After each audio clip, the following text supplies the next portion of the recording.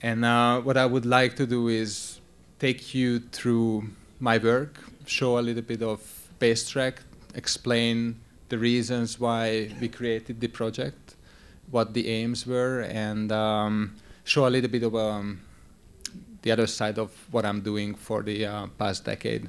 And then I would very much like to open the floor halfway through for questions, because one thing that I'm going to talk about, or I wish to, and then another thing that you may be interested in. So I would like to turn into a real conversation. So feel free to collect your questions, and I would like to answer as much as I possibly could.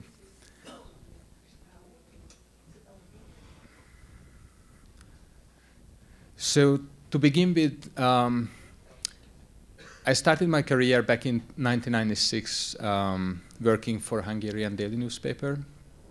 I worked for them for 7 years, doing all sorts of stuff, from sports to politics. The budget was really small. Hungary is a country of 10 million people, and then the copies sold were not great. And unfortunately, ever since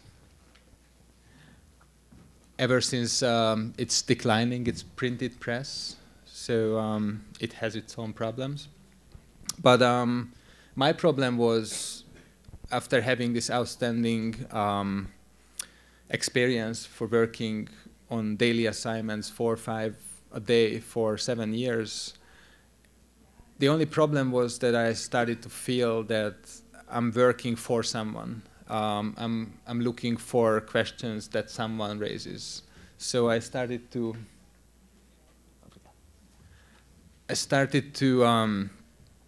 raise my own questions, and I started to travel and basically take pictures in a way I prefer to, as independently as possibly could.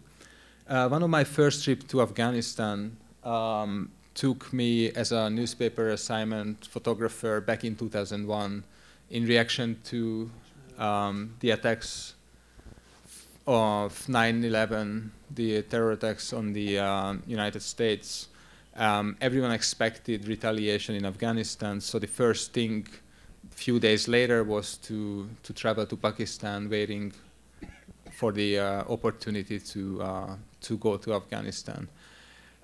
It didn't happen for weeks, and so we returned to Hungary, and then as soon as the war started, we flew to Tajikistan and got into Afghanistan. Unfortunately, budget was really small.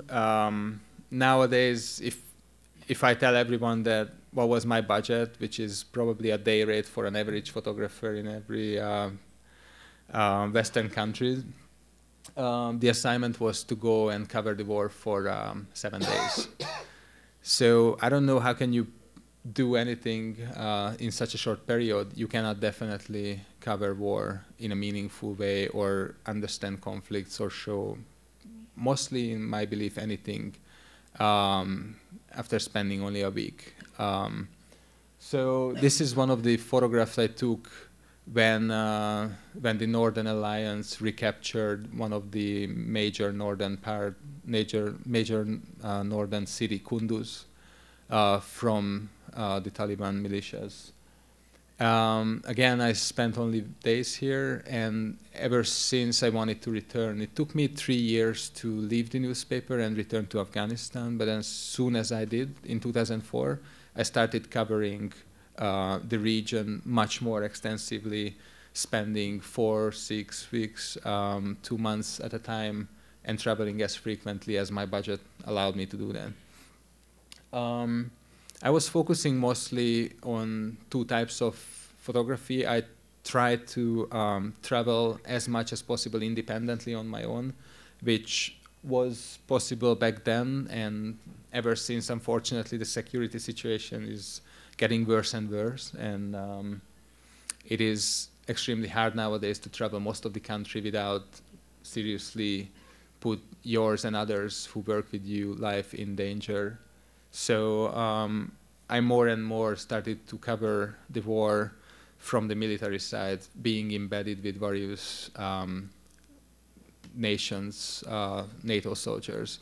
I covered war on the side of Canadian troops, the Brits, the Hungarians, and the various US military, the Army, the Navy, and the Marine Corps.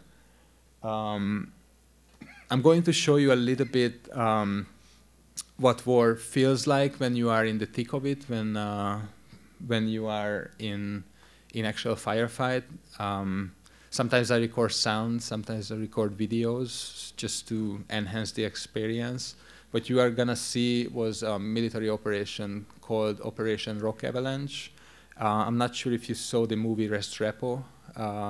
That was basically the same military operation, and it's just basically a short mashup of those events.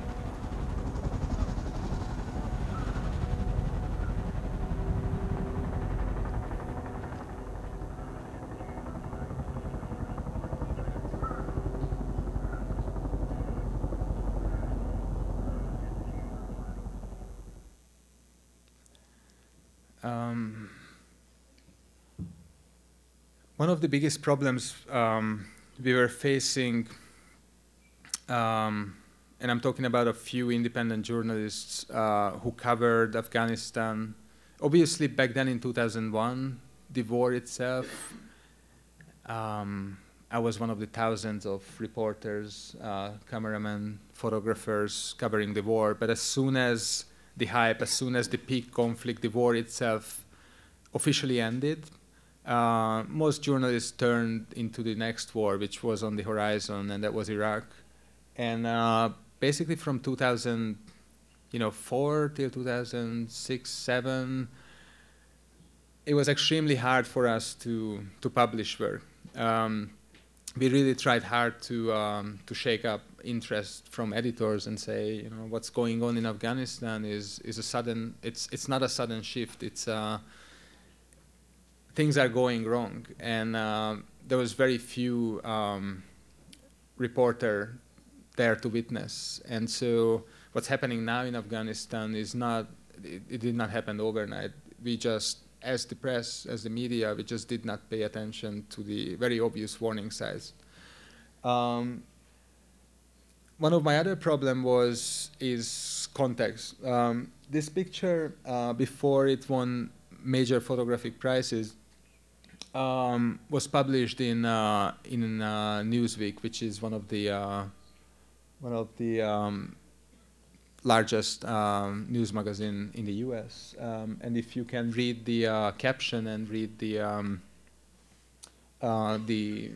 context, basically it suggests that this boy was wounded as a consequence of a Taliban suicide bombing. This is what the caption and the context implies. And in fact, when I sent this picture to the editors, I sent a long essay explaining the very opposite circumstances.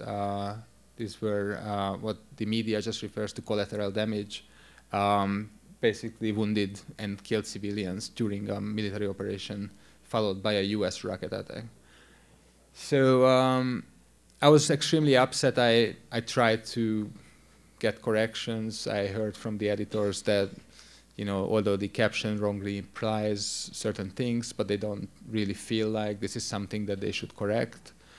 So this and similar experiences started to push me and a couple of friends to basically start experimenting with with publishing on our own, basically become more independent. And because frankly, media was the bottleneck. Like, we tried to tell stories, we tried to send images out, sometimes not even if we wanted to sell, to provide those images for free, would be published. So what our reaction was, and the reason why we are here, and the work that was published in Zum, was the photographic part of a project called Basetrack 18.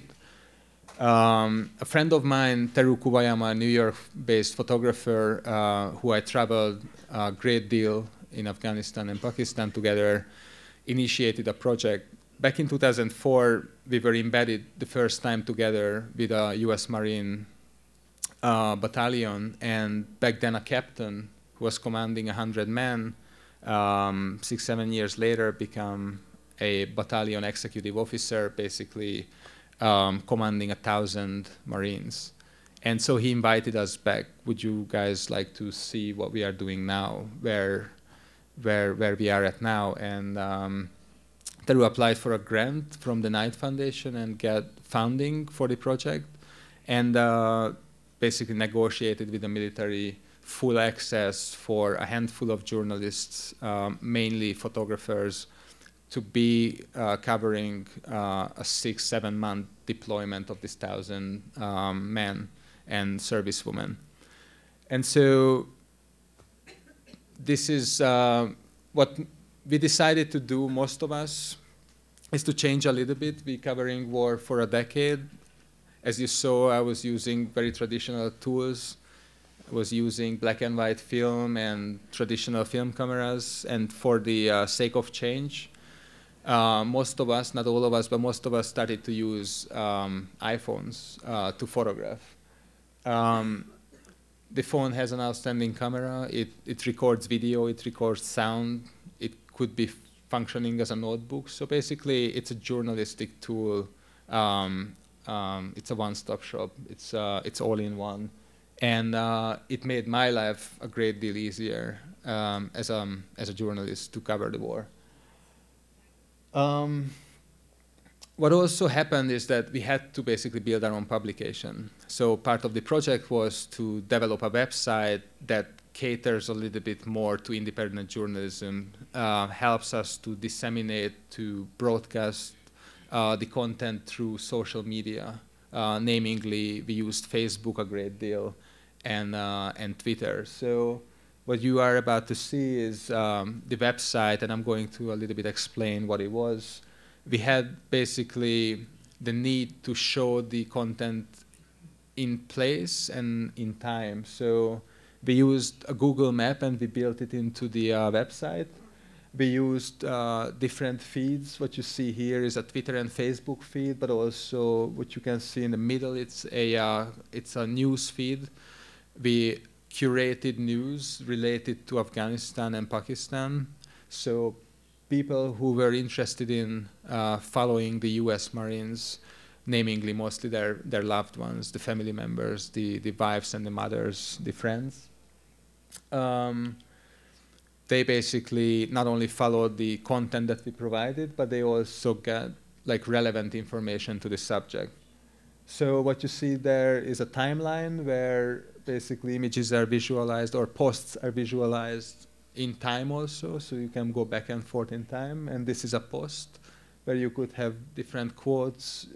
Most photographers were actually not only photographing, but also writing about the experiences. We created all sorts of content, what basically possibly just journalists could do. We recorded interviews, we produced videos, we recorded environmental sound. One of us composed music and basically took these traditional bits and pieces and elevated to a very new level. And what we also created is tools that helped us and helped the readers to take the content and run with it. If you look at on the side, there are different share tools. You can easily click on Facebook or Twitter, and not only the post itself, but also individual images, individual sound bites would travel on its own taken outside from the mothership, from the Basetrack website. So this is basically the concept: testing independent journalism on the go, connecting to a very specific audience, and basically like see how far they would take the information. What was pretty amazing is that we not only provided, but we learned a great deal from the audience itself through the conversation that was transparent on Facebook.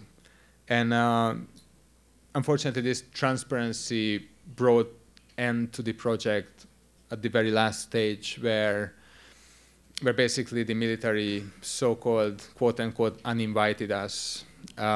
We were not kicked out, but the last contingent, myself and another photographer who were about to go and complete and conclude this 6-7 month deployment, were asked not to go back, and travel orders canceled, and so on, with a very kind of hectic official explanation that shifted over the time. But basically what happened is that although the military was very brave when they signed up for this media experiment, they had their own borders, and they basically, this level of transparency, this level of uncontrolled flow of opinions from the audience was a little bit too much for them. But it's an experiment, and that was the start. And I'm very confident that the media, us, and the military itself learned a great deal. What we tried is to improve the relationship and make it more transparent, make it more meaningful for everyone, for the participants and also for the audience. Perhaps before we go into the second part, why don't you try and clarify a bit what exactly happened? The main public, the main audience for your work were the family members of the troops that you guys were following, right? It was not like the general public. It was mostly family members, siblings, mothers, fathers, to those guys. And you started publishing on Facebook as well. Yep. Yeah. And people started talking. Those family members started talking. So, basically, what happened is. Não estão traduzindo? É só porque como ele está sem o. Okay. Sure. So, I mean, I think good journalism aims to not only show what's happening on the ground, but there is a reason to it. And what I saw in Afghanistan by us not covering or not doing a great job by basically delivering valuable information to the public, derailed the whole process and turned this very early on success story into a nightmare. We didn't pay attention. And so, unfortunately, in the States, if you look at the numbers, very few percentage of the population is directly involved in the war. I mean, a few percent has actually direct stake. Like I think 3% of the population is directly involved by providing service members to the war. The rest of the population is not. There is no draft anymore. It's your life or your loved ones are not necessarily risking anything. So people can. It's a decade-long war. That's America's longest war. You tend to overlook certain parts. So for us, actually, the very interesting part was to have direct access to the people who has direct stake in the conflict, in the situation. And we not only projected and sent their reports, we also learned a great deal. And we opened this channel where they could discuss certain things and also, ask questions from us. We were always there to help. Not all of us were always embedded. We were sometimes, the great deal of the project, the time I spent was actually unembedded outside, either publishing old material or moderating conversations or participating in providing different news and attaching comments to it. But of course, when you have this channel, which was Facebook, where you can talk about whatever you wish to, without moderation, we basically decided not to moderate conversations. We did not delete anything from the website. So it was as free, as democratic as possibly a conversation could be. And unfortunately, sometimes it created tension when the loved ones started to talk about certain things that the higher-ups in the Marine Corps would not necessarily wish to see. And we're talking about banal things sometimes that I would think makes no sense to be upset about. But there was a conversation I remember about white versus brown socks. The military basically banned the family members to send white socks to their kids. They wanted brown ones because that was kind of the one that fit the uniform. And so mothers started to like, dude, like my son is walking on a minefield every day. Like, does it really matter white or brown when he steps on an IED or an improvised explosive device? So, so there was always a tension. And when we basically were asked to leave, one of the sanest explanation that we heard was not the content that we provided was the problem, but this very open, very explicit dialogue that went basically without any control.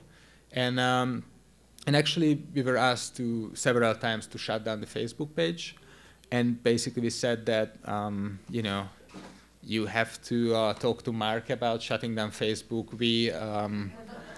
It's a little bit out of our hands. So even if we shut down the Basetrack-related Facebook page, that would not prevent people to open their own channels and discuss these issues openly. You were going to talk a bit about censorship and how that worked, right? Right. So censorship, it's always a question, but when you work with the military, so what basically we created, we had the notion, like, I'm not against censorship. What I'm going to show you now is a tool that we gave the military to use. And that was a very unique outcome of the project. What happened basically is, this is the website. And the problem was that, that they wanted to control information. So we created what we call the reduction tool, or the reduction system. It's basically a censoring tool. We published only online. And we had to follow certain rules and regulations. Some of them make a lot of sense. You are in a conflict situation where strategy, where troop movements, where numbers mean life and death when it's published. So we had to be very careful in a way we published. And some of it, as I said, makes a lot of sense, and some of it doesn't. I'm not sure if you follow closely politics, especially like news from conflicts like the Iraq or the Afghan-Pakistan war. You're most probably not aware that independent journalists or embedded journalists, whatever they publish, is not the whole picture. Like, some of it they had to redact, they have to withheld. And that's the only way they can be there. So we said, it's absolutely fine. We would like to have transparency. So we are giving you a tool where we ask you to censor us. This is how we did that. The censor had before we published, the censor could log in, and we didn't publish. Basically, the censor published. Or at least that was our aim. So the censor logged in. There's a list of posts that are waiting to be published. So he clicks on one of these posts, and then basically he could choose to block certain types of informations. So there is the text. He doesn't like that part of the text. He just highlights the text, and the text is going to be redacted. One of the things we asked in exchange is transparency. So enter the reason for reduction. Why are you censoring us? Similarly, written text is one thing, pictures are another. Certain pictures we were asked not to publish, and the reason sometimes were very just. There is a piece of information in the book that is classified. There is a picture of a car, an armored vehicle. The thickness of the armor could actually tell the enemy how much explosive they have to put together to blow that window or that door through. So we said, that's absolutely fine. We are with you. We help you to do this. Reason of reduction again, please tell us what it is. And then, so basically, we did that with every single component. We did that with video. We did that with pictures. We did that with text. So I'm going to show you what it appeared. So basically, instead of just not publishing the picture, so just showing what happened with the video. And so basically what happened is that instead of just information disappearing without you understanding that was ever a censorship, it became actually transparent.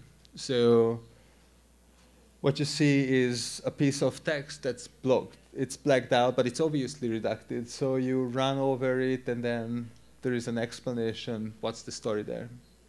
What is the reason of reduction?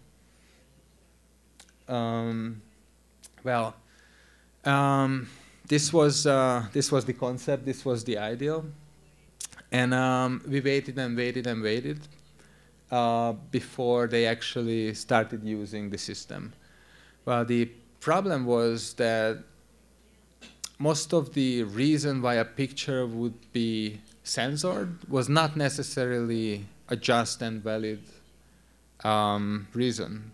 Most of it was actually what they call uniform violation, where the Marines were dressed in a sloppy way, where they were wearing a boot that was not issued, and they wore that because they could afford it and it was more comfortable, but it was not part of their uniform, so they would look bad in a picture, or they had too long hair.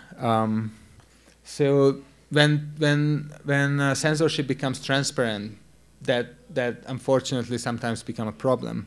So the first, I mean, we pushed really hard, use the censorship tool, you have time, and then we had to say, okay, you don't have time. We give you like 2 weeks, and then automatically publish. So that was a bit of a conflict there.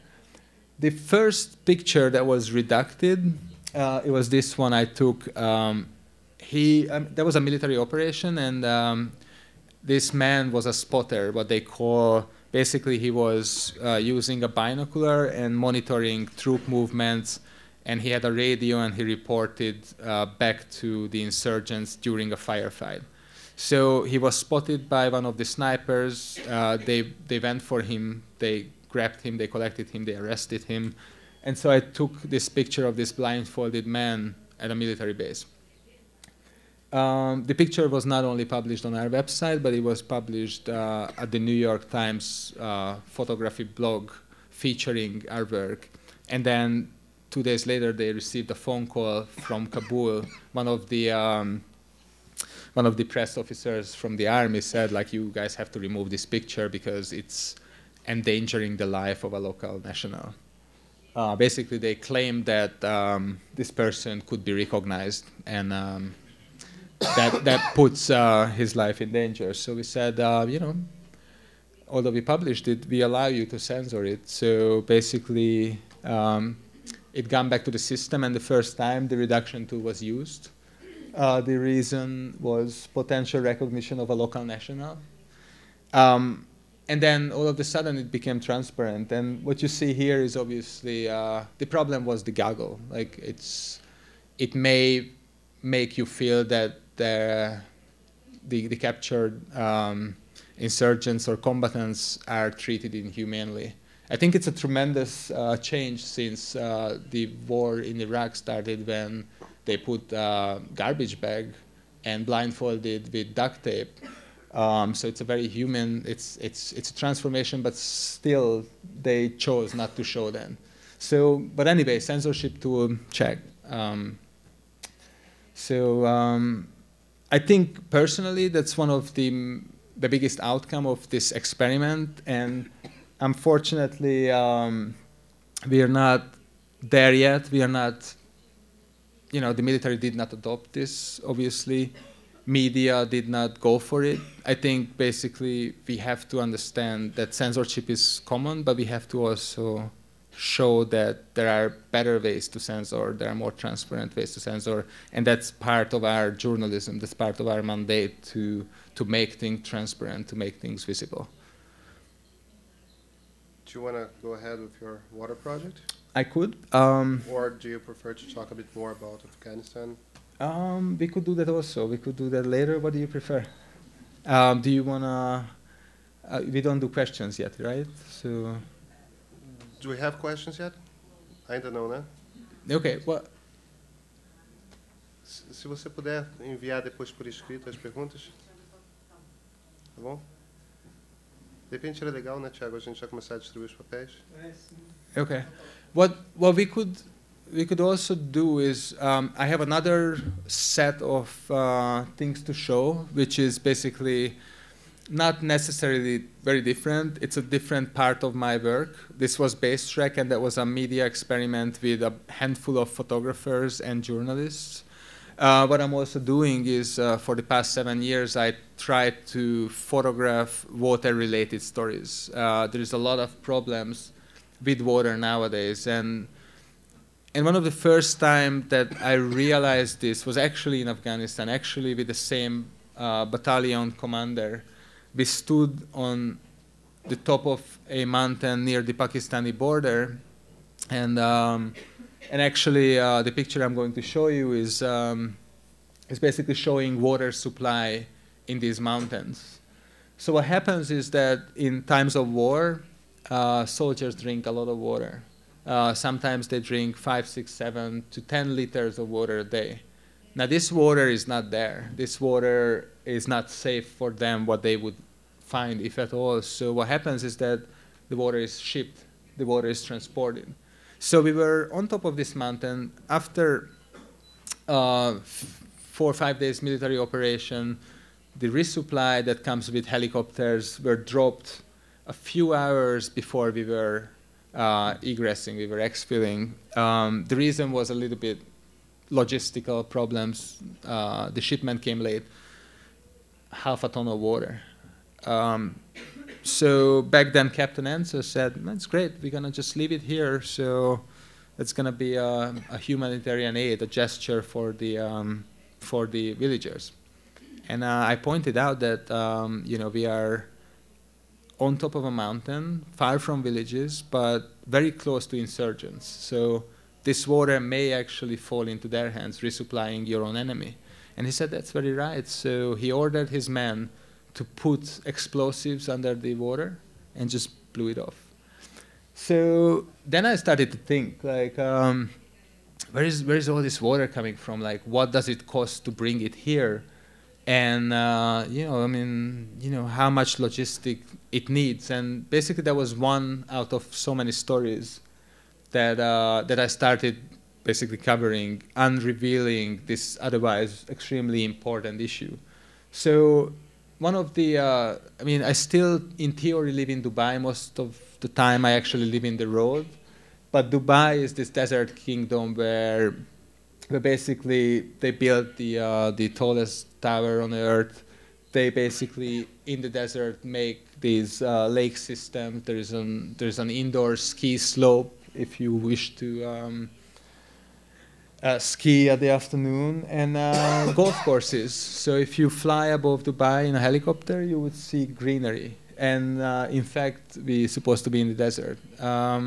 Most of the water actually came to Afghanistan from Dubai. It was desalinized seawater packaged into half-a-liter plastic bottles, shipped by most probably air to major cities where they either trucked or helicopter airlifted to the front line. Basically building the total volume, the total cost of a bottled water to, and I would like you guys to guess now how much half-a-liter bottle cost on the front line in US dollars, just rough estimate. 25, 10. 25 is actually the closest to the lowest estimate. It's in between 25 to 50 US dollar per bottle. When it comes, it's basically the same price of the fuel that is also shipped into this country to fight this war. So one of the things that followed is a trip to the U.S. where I traveled through Southern California, and I saw again in the desert irrigated fields. The fruit basket, the bread basket of the United States is California. In Las Vegas, you would see the most lavish water features. You can hop on a gondola on the second floor of the Venetian casino if you wish. And till Dubai actually got envy for the Bellagio's water fountain. This was the biggest. Now Dubai has the biggest water fountain. Meanwhile, this water is borrowed. It's taken from the Colorado River or this man-made lake that the Hoover Dam created decades ago. And this precious resource is just, as you see in the picture, just running extremely low. And without water, you can't really exist. It's not like another resource that we always refer to, oil, where if it runs out, that's a major problem, but you don't die if you don't have it for a couple of days. Then I flew to India and saw basically what drought causes, where animals perish, where people starve, and where unfortunately they also commit suicide because of the lack of water. One of the pictures, one of the portraits that I took is this man who's a day laborer. He does not have land. He used to work on other people's farm, but he did not have the access to jobs anymore because there was no water, there was no farm jobs. He was extremely poor. One day, his husband came home with a piece of soap. And he was not able to afford it, so he asked the wife, like, where is this piece of soap from? And she admitted that she stole from her neighbor. A piece of soap that they can bathe with, they can wash the dishes with. It's extremely important. But this man said, no, you stole it, you have to take it back. And that was the last drop in the bucket. Basically, the wife with the kids left. And he hung himself. And he would be one of those thousands of farmers that committed suicide or keep committing suicide if his sister wouldn't come at the right time and save his life. This is one of the poorest place on Earth, and definitely one of the most water-scarce place on Earth. Another water-scarce place is Australia, where climate does not allow there's a prolonged drought. They went through decades of drought, and what you see here is basically destruction by the drought. Back then, in 2008, when I was there, farmers had to sell their stocks, their sheep, before the sheep would die. The people who bought it, other farmers, they bought it not because of the meat, but because the sheep would be able to feed on their failed crops that they could not do anything with. And what I found there is that the same psychological strain, the same cause, the lack of water, actually kill people over there. The farmers there, just as in India, their counterparts would commit suicide in alarming numbers because of the lack of water. So hygiene and sanitation, a big part of the deal when it comes to water. I photographed this place in Karachi where you would see basically this endless carpet of garbage is actually floating. It's floating garbage on an open sewer. You see those little plastic lines? Those are delivering stolen drinking water to the houses. And because the amount of garbage gets so clogged, sometimes the only way for them to deal with it is to set it on fire. And when they do so, basically the plastic pipes melt. And then drinkable water mixes with sewage. And so people have to pay for this water, the water dealers who make this system, and they have to pay for it sometimes 40, 50, sometimes 70% of their income, knowing that their kids would regularly get sick because of the quality of the water. One of my trips actually brought me here 3-4 years ago to Rio, and what I was looking at is how people deal with in informal settlements with water and sanitation. So I'm going to show you a little multimedia piece that I assembled. Memories.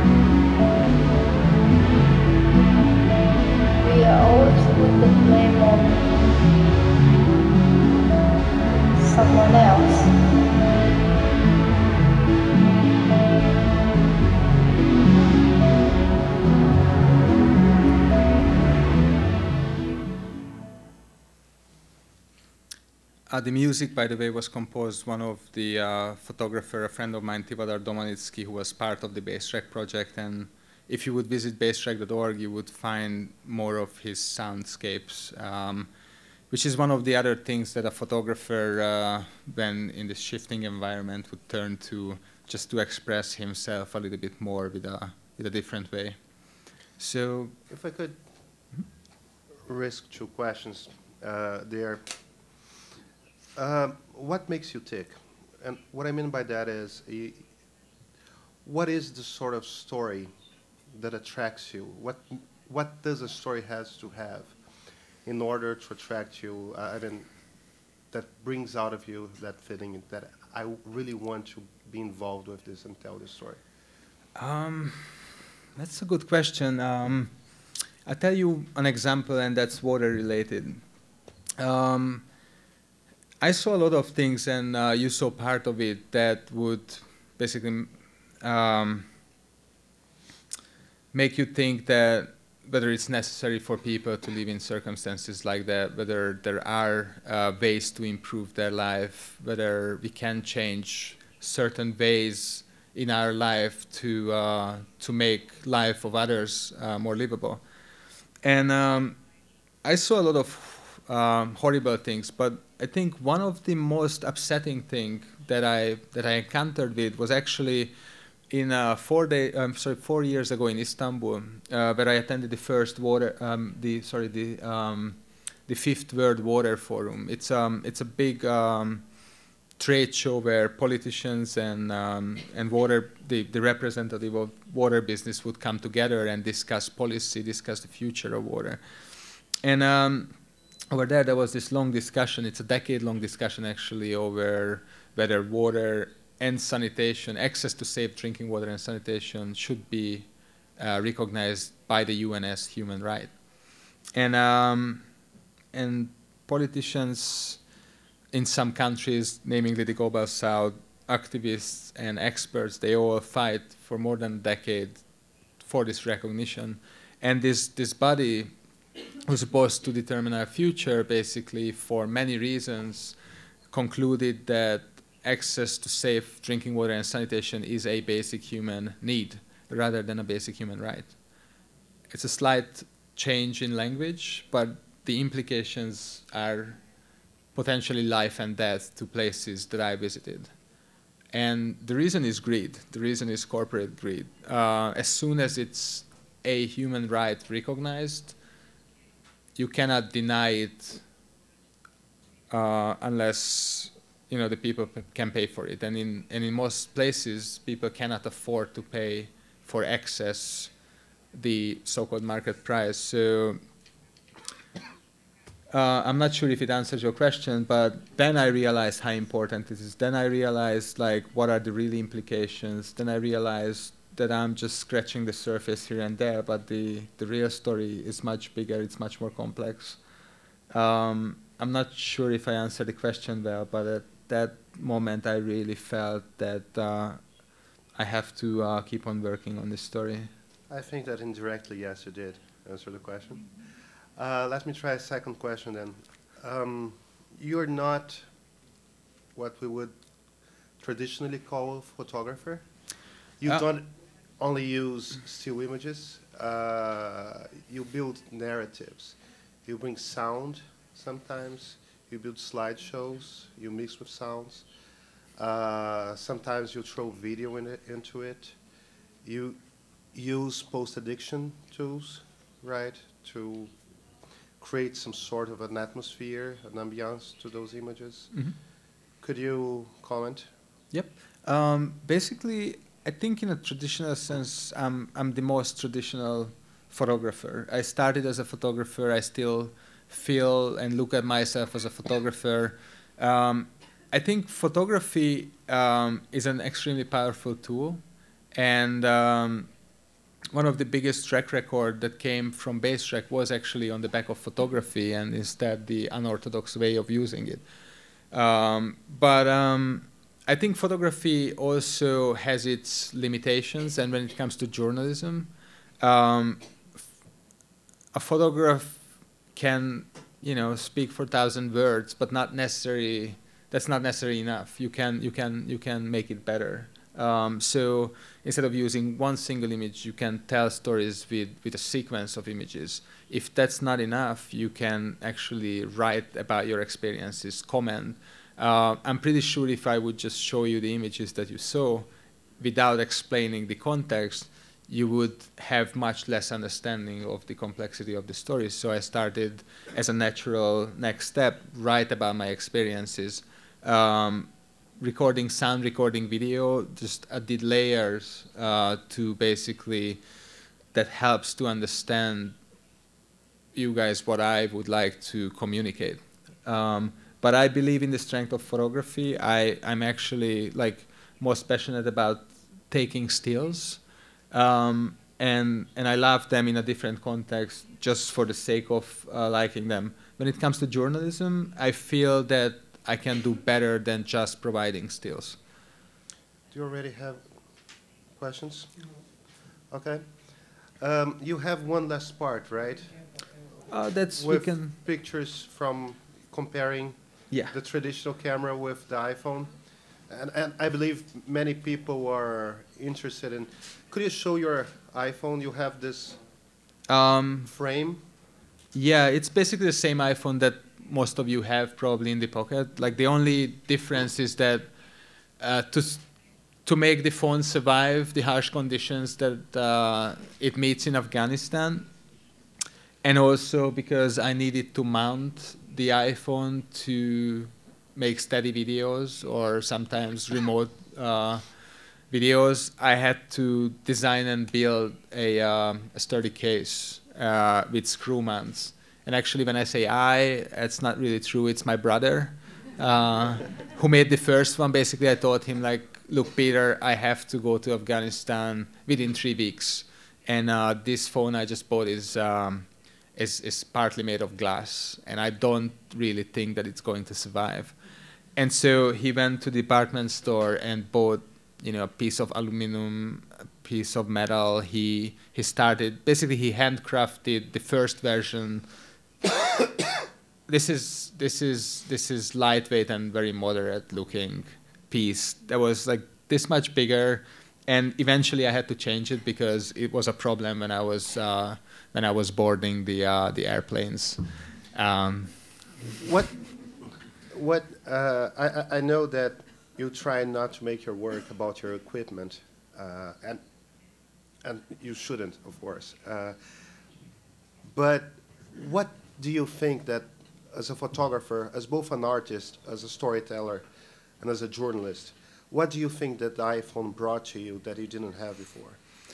Well, I'm looking at the iPhone, and we talk about the phone itself, and it's incorporated in the name, but actually this phone does not have a SIM card. I think I use this phone for everything else but to make phone calls. So basically it has an outstanding camera that gives me images that no other cameras previously gave me. It's just a different picture. And you see photographers using it, filming it with it. And there is a reason to it. It's just extremely practical. It's extremely discreet. Back in more than a decade ago, I bought my first Leica and took it to Afghanistan in 2001. The first picture I showed you from Afghanistan, and many to come, was taken with a very traditional small M6, which was designed to be very discreet and very quiet. And that's a film camera, right? That's a film camera. It's fully manual. It's really nicely built. It's a piece of art. A decade later, when you have a phone that's half of the size, that has an outstanding camera and makes absolute no noise, that camera looks clumsy and extremely loud. So there is an evolution. And talking about equipment, we talk a lot about it. Photographers tend to talk about equipment way much more than I think it's necessary. And I actually quit most of the conversations about gear because I think it's way much more important to talk about photographs and their meanings than the equipment. But I'm happy to talk about it here now. It's something probably what we're going through when we moved from color photography, from black and white photography to color, or when the wet plates that forbid most of us to be a photographer a century ago, were replaced by films, or medium format cameras became much smaller, and the first Leica came out from Germany that allowed a different style of photography, a more instant, a more candid style of photography. I'm pretty sure photographers were against it. They would say, that's not photography. I mean, look at my plate. Look at it's like this big, and that's just this much, and there's a lot of grain there. And it's personal taste. I think that's evolution, and images were created after that would have not been possible without new equipments otherwise. I personally found it extremely liberating to photograph with a camera. this size, which is always with me, and to share it on the go. As you may imagine, those black and white pictures were published month and month later. That was not possible to develop the film, especially with the pace I'm traveling the world. 3 weeks ago, I developed 60, 70 rolls of film from the past 7 months. So, you know, there's a limitation there. And it comes to journalism. Yesterday, I was visiting my friend in Santa Marta favela, and the pictures are online. So again, like there's certain tools for certain reasons. I have some questions here from the audience. I'll read them in Portuguese. Try and see if the... Let me find the channel. Okay. 1, 2, 3? Perfect. Thank you so much. So you will be able to listen to the translation. Fotógrafos de guerra são frequentemente criticados por estetizarem a violência ou perseguirem um certo prazer de horrorizar. Você acredita que há clichês desse gênero em fotos de guerra e você faz algum esforço deliberado para fugir desses clichês ou não?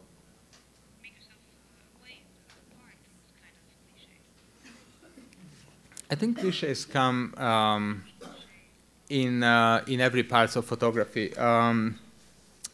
I certainly don't think of myself as a photographer who finds great deal of joy of neither photographing nor bringing in other people's suffering to the public. What I found extremely important is to show certain things that I believe would have not been able to change otherwise. If I don't,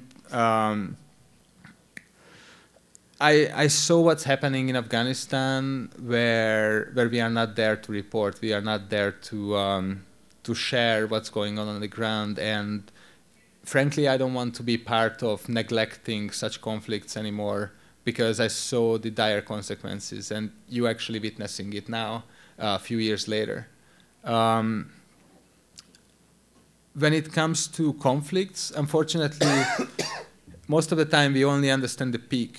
That's actually what the media is most interested in, because that's the easiest to understand. When you're talking about conflicts, you always think of war, bang, bang, action. And most photographers going to Afghanistan and hotspots in the world would go for the most obvious, because that translates the easiest.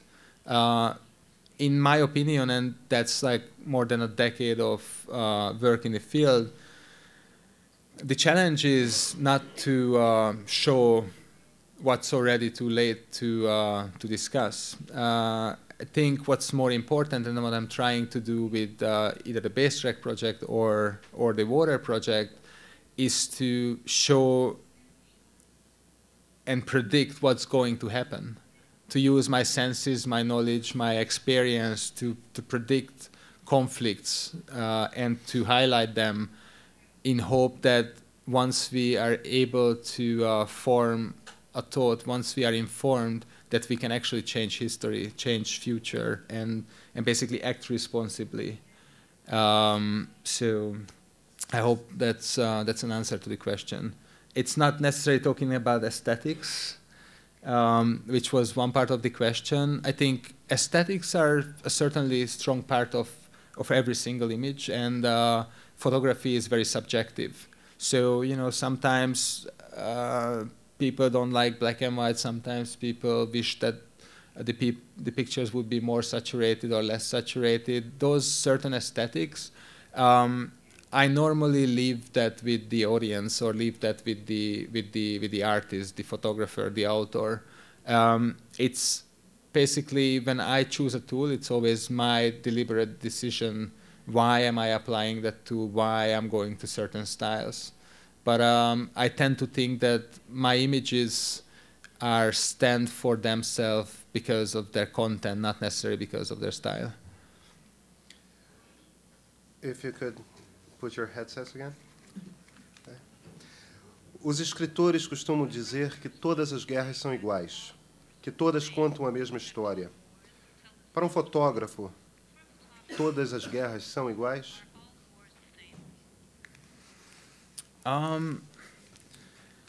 If I would be a war photographer and I would jump from armed conflict to another, I would probably be able to answer this question a little better.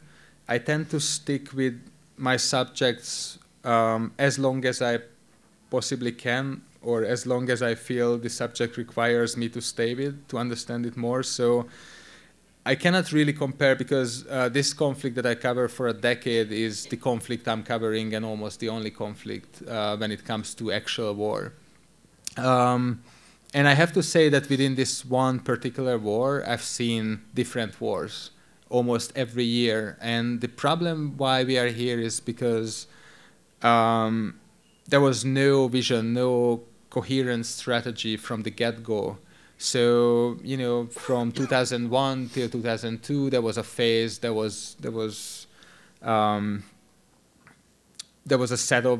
wish list where probably the foreign forces wanted to take this conflict. And then ever since, you see like a year go by, you see another either military or political leader taking over. There are elections in countries that are leading this war, and you see constant changes in policy, in the way the war is fought. You know, nowadays it's more and more remote controlled. It's more and more drone driven. It wasn't this before. It may change the next year. So really complex to understand. And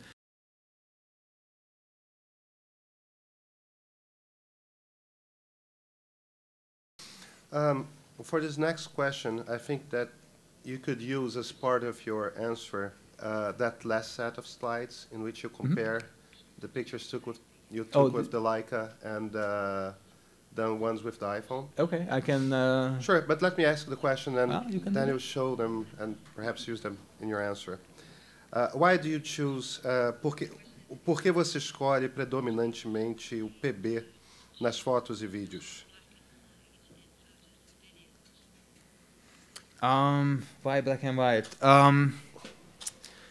I think And the only reason I mentioned the use of the pictures is because we're talking a bit about aesthetics in other questions as well. Perhaps if we could see those. I put together an example, not necessarily for the black and white versus color, more like the iPhone versus professional and traditional cameras. But basically what you are going to see, and if you can lower the light, it's probably going to be a little better, is basically a set of images taken by two very distinct, very different cameras at the same spot of the same US Marines. So this one is obviously a picture taken with an iPhone using an app. And these pictures, the black and white pictures, are taken with a very traditional camera. I bought that secondhand. The camera is like 60, 70 years old, and it's a 4x5 sheet film, large format camera. The pictures are very different, yet I think both of them has its own merit. Both of them are valid. Both of them are, I found, very interesting. And I can tell you what I like a little better, which is the black and white, but it's my person. It's I feel like I can with less colors, with actually almost no colors, I can achieve what I would like to show, what I would like you to feel, the message I would like to communicate. I think I can achieve it in a much better way. And it's not, I'm not against colors. It may just be that I'm not able to use it that well than other photographers, but I always tend to go back to black and white photography, and I feel like that's where I could give my best. But in this case, it's not only about color, right? It's also about framing. It's also about the sort of lens you're using. I mean, the impact of the picture is not only because these are colors. That I don't know. I mean, I can go with the iPhone extremely close, and I can just shoot like extreme close-ups. And again, it's I use different cameras for different purposes. I could have photographed with this other camera the same angle. I mean, I was not experimenting, or I was not, when I took these pictures, I wasn't preparing myself to this debate. So the reason was very different. I was actually hoping to get very distinct style and very different imagery. But yeah, I mean, you could actually create almost the same thing. Again, it's just a photograph, and so I keep on experimenting with cameras. Like, if you remember some of the pictures, the black and white pictures, the panoramic pictures I showed you before, they were taken with a Japanese camera called Widelux that was produced in the 70s. I used a camera called Holga, which is a cheap, each of them cost like $25 US. It's a plastic camera made in China. It takes 6x6 pictures, like medium format. I really like those images. And again, I've seen tons of pictures taken with an iPhone with these applications that otherwise apply a very harsh, very distinct style, so as the Holga does give you this very remarkable Holga look. And so as large format cameras have their own style, so as Canon 5Ds has a remarkably distinct visual style, I think it does not matter. I think the picture behind the style matters. It's extremely hard. Harsher the style goes, the harder is for the audience to look through this style. But the style is supposed to help you to get an understanding, to have certain feelings, to have a relationship with images, and should not be the most important thing. I'm sorry, before I let you to ask a question, if you would be a U.S. Marine commander, would you allow this picture to be published? Apparently not. Yeah, right. The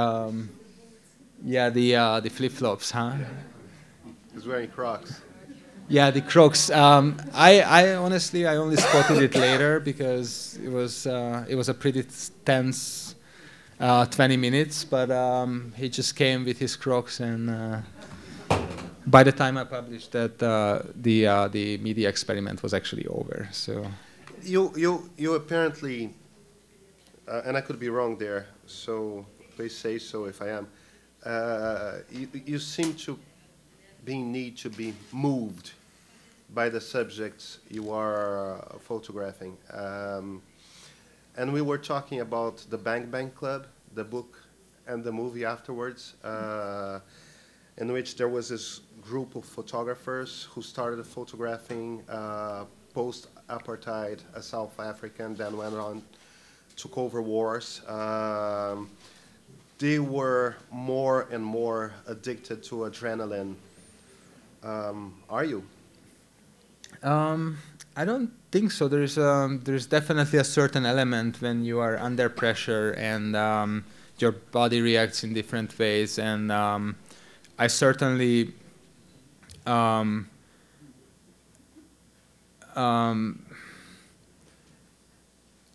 handle those situations much better than I thought that I would before I get into the situation. But I don't feel like myself, I'm not an adrenaline junkie, and I definitely don't do this job for seeking thrill. So yeah, I don't think I'm an adrenaline junkie, and that's definitely not my driving force. Many photographers have been dying or being seriously hurt recently covering the sort of stories you cover. Do you have any training? Do you take any precautions? Do you ever or even worry about it? Yeah, certainly. When you cover conflicts, when you have the a very high risk of being injured or have someone injured next to you, I think the responsible thing is to basically be prepared for certain things. Be prepared to apply life-saving techniques. Be prepared to prevent as much as you possibly or as a human can prevent certain things happen by acting responsibly and thinking logically. So yeah, I do take care of these things, and I don't take them lightly, especially when you see sometimes people around you getting into trouble as a cause of unnecessary behavior or losing their life because there is no one there to help them. The headsets? Oh, hang on, I just made something. Yep. It's two related questions, actually. Qual é a consequência direta do seu trabalho de ter fotografias premiadas em concursos internacionais? And there's another person who asks something that is similar.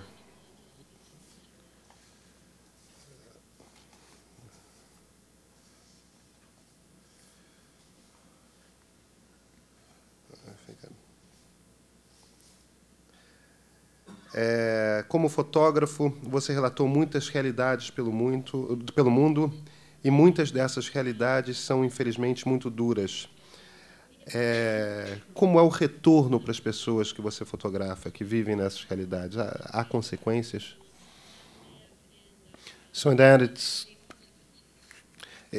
they're both asking about if there are... you seem to be wanting to change at least part of the world. Is it happening? Is it happening? Well, how to answer that? Not to be too pessimistic. When it comes to Afghanistan, the expectation is always, after decades of war, like infrastructure completely leveled, people knowing nothing. My generation growing up without seeing peace, the expectation to have, after a couple of years, 3-4 years military intervention, to have a functioning democracy, that expectation is absolutely unrealistic. I think when it comes to change, you have to be realistic and you have to kind of understand what's possible and what isn't. And so I see change. Unfortunately, very frustrating that the change is not as quick and not as extensive as I wish to see. But when I do talks like that, and I really dislike myself doing this because I feel like I'm doing a way much better job being behind the camera showing stuff. But when I do so, I do that with the hope that it would provoke some thoughts and provoke some changes. And there are countless of like small bits and pieces when someone comes to me after one of these presentations and says like, dude, you know, I'm not going to buy a bottled water again because it's absolutely unnecessary. Where I live, I have tap water, and I understand that it's much better quality sometimes. It's much more regulated, and I just create plastic garbage that ends up in oceans, and then finally the fish would eat it, then I would eat it, and then I intoxicate myself, the world, my environment. I spend thousands of times more money than it's actually necessary just to create profit for someone else. So, you know, I mean, it's actually very hard to measure success, but there are good signs. When it comes to prizes and awards, well, I always wanted to enter contests. I entered several contests, and I spent a great deal of time pushing my work in front of judges, and with the hope that those pictures going to be awarded and are going to be seen as a consequences, and then these awards would shed light on the subject that matters to me. Well, after a decade of trying, what I unfortunately found out that most of the time that's not necessarily true. Most of the time these awards are given by this very small industry bubble, and unfortunately shed light on the the person who takes the image rather than the subject.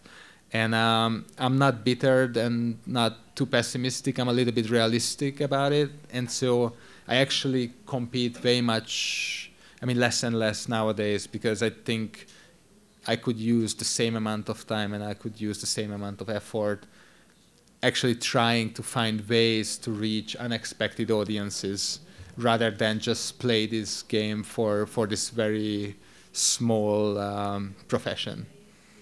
So on a follow-up, and unfortunately the last question, are you, that one will be in English. Is Afghanistan over for you? Are you going back? And if you are, why? What do you think that there's still to be told that you haven't told yet? I'm for sure going back to Afghanistan, and I think certain phase for me in my life and in our life about Afghanistan is over, and I'm pretty sure the story is not, and I'm pretty sure whoever lives in Afghanistan, you know, for them this story is going to be lifelong, and the consequences would be. And I wish that I could return to Afghanistan for now to visit friends and follow up with them. But as the time goes by and as the situation changes, I would definitely love to be there to keep on doing this work. There's someone who asks if you're taking interns. Well, you know, first let me find a place where I can have the interns. Unfortunately, I'm on the road most of the time, so that is impossible. But yeah, I mean, the time might come. Okay, thank you very much. Thank you for coming, and thank you for having me.